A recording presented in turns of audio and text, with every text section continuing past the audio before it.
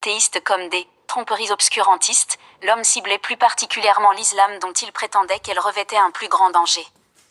À l'été 2023, il se met alors à brûler des exemplaires du Coran dans l'espace public. Le droit suédois le lui permettait encore, contrairement à la législation du Danemark voisin dont un texte interdit désormais ce type de pratique depuis le 7 décembre 2023, la justice rappelant qu'un tel geste relève de la liberté d'expression.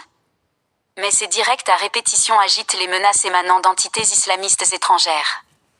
En juillet, l'ambassade suédoise d'Irak est prise d'assaut par des partisans de Moqtada al-Sadr, venus des quartiers pauvres de Sadr City, une localité déshéritée chiite de Bagdad. Dans la foulée, le pays hôte nordique revoit alors sa copie et considère que l'autodafé d'un livre religieux peut relever d'une agitation contre un groupe ethnique. Le 21 juillet, quand notre entretien avec Salwan Momika est publié, il n'est déjà plus sous protection policière.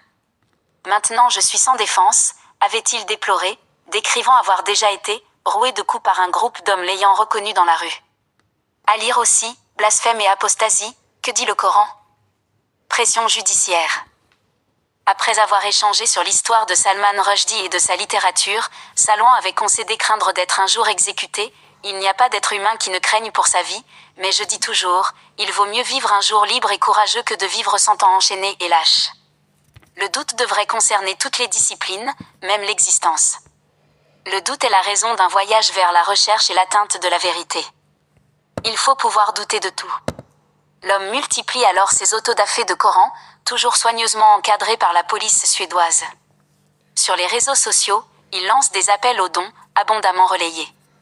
Ces posts dévient progressivement, associant islam et immigration. Il demande par exemple à sa communauté toujours plus grandissante, soutenez-vous l'idée d'une déportation massive des musulmans vers leur pays. En août 2023, Momika, ainsi que son ami Salwan Najem, sont finalement poursuivis à 4 reprises par la justice suédoise pour agitation contre un groupe ethnique. Les 2 hommes devaient d'ailleurs se présenter devant la justice dans les prochains jours. Contacté, son avocat Nima Rostami n'a pas souhaité répondre à nos questions. Je veux que le monde, en particulier l'Occident, se réveille par rapport au danger de ce livre et de sa propagation, car il est capable d'anéantir des sociétés et des pays entiers. Je veux qu'il soit interdit ou que les versets d'incitation au meurtre en soient retirés, avait-il motivé à Marianne. 1. Sentiment d'appartenance. L'espoir d'un avenir durable à Stockholm s'était néanmoins refroidi.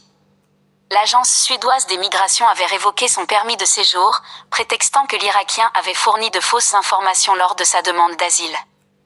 Impossible cependant de le renvoyer dans son pays natal où sa vie était clairement menacée. En mars 2024, Momika s'était alors rendue dans le pays voisin, la Norvège, avant d'en être expulsée et renvoyée vers la Suède. Bien que grandement isolé, Salwan Momika disait son amour de la Suède et de son peuple lors de l'entretien qu'il nous avait accordé à l'été 2023. Je ressens un sentiment d'appartenance. Bon voilà, en quelques minutes, un petit peu le parcours. Bon, il n'y a pas tout, hein, parce que l'article, si vous voulez l'écouter, de toute façon, vous vous connectez sur le site où j'étais. En tout cas, il avait viré complètement du feed, parce que le gars qui dénonçait des religions, enfin des dogmes, des idéologies, avait viré, et il s'en prenait carrément à l'immigration, et puis carrément à demander la déportation des musulmans de Suède. Enfin bref, donc vous avez vu, il s'est fait expulser de plusieurs pays d'Europe. Bon le gars, s'il était aussi, un gars bien qui était là pour faire évoluer les gens, etc., il créerait pas la division, il serait pas expulsé, arrêté. J'ai entendu tout à l'heure la vidéo de Jack le Fou. Tous, ils ont tous craqué. On dirait que c'était un dieu, le gars. Ah oui, non, mais vous devez compatir. Si vous n'êtes pas d'accord, c'est que vous soutenez son meurtre. Non, mais il faut se calmer. Nous, on lui a pas dit d'aller s'exposer. De toute façon, c'était pas une personne bien. Parce que moi, quelqu'un qui doit être jugé pour des incitations à la haine ethnique, excusez-moi, mais non.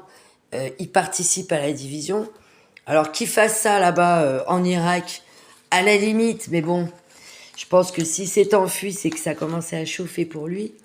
Mais qu'ils viennent faire ça en Europe, où déjà les musulmans et tous les croyants, mais bon, surtout les musulmans, ont fait beaucoup d'efforts. D'ailleurs, Jack le Fou, tout ça, les apostats, là, nos chers apostats, ne le disent pas. Mais la preuve en est que les musulmans ont fait des efforts, notamment pour dans la France. Hein. C'est qu'ils ont déjà mis entre parenthèses certains versets du Coran dont on ne parle pas, les imams ne parlent pas dans les mosquées. Et ça a été demandé depuis belle lurette, au début des années 70 par là, quand on a construit des mosquées, etc. Ça a été demandé pour coller justement à la République, à la laïcité. Donc le résultat, c'est que tous les versets du Coran qui sont problématiques, dont parle sans arrêt Cassius, Jack et toute la clique, les musulmans ne les connaissent pas. Les musulmans de France, voilà. Et je pense d'Europe, parce que bon, le travail, enfin, ça a été demandé un peu de partout. Et ça, c'est pas une critique parce qu'ils sont pas musulmans, c'est pour coller à la loi, au règlement, enfin, à la République, au fonctionnement du pays où ils se trouvent. Et il n'y a pas de... Alors, quand on les entend, vous n'êtes pas des vrais musulmans, vous connaissez pas vos textes. Franchement, faut savoir ce que vous racontez là, l'équipe de bras cassés. Soit, non, vous pratiquez une religion de haine, et quand on leur dit, non, ces versets, non, je connais pas, non. Vous connaissez rien, vous n'êtes pas des vrais musulmans. Non, il faut arrêter là. Et en plus, ce que Jack a dit, ce que Jack le fou a dit tout à l'heure dans sa vidéo, je veux que tous ceux qui se réclament de l'islam en disant je suis soumis à mon Dieu, à Allah et Mohammed et son prophète, je veux qu'on les regarde comme des fous et qu'on rigole d'eux.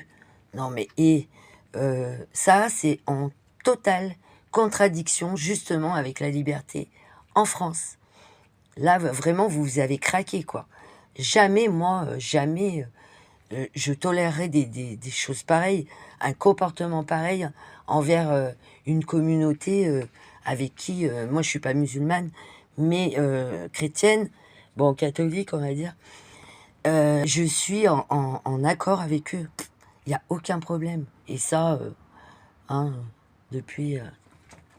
Bref, je voulais juste rappeler quand même à Jacques le Fou, Cassius, etc., que dans la Constitution, article 1er en plus, il est stipulé que chaque citoyen a le droit de pratiquer la religion de son choix et d'en sortir, d'en changer, sans qu'on puisse les critiquer pour autant.